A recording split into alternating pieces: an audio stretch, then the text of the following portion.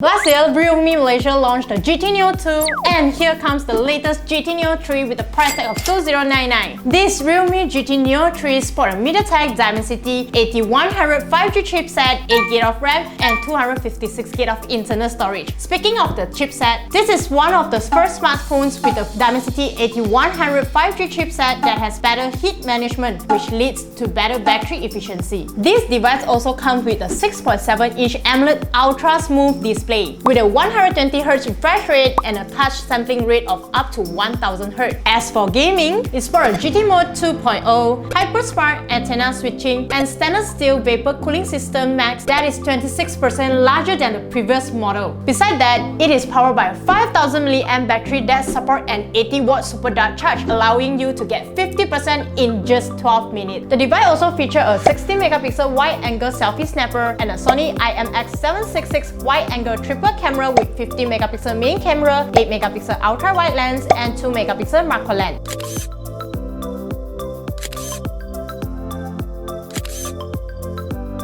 So, yay or nay for you? Don't forget to let us know in the comments below. Hit the like button, share this video, and subscribe to our YouTube channel. I'm Deborah, and peace out. Bye!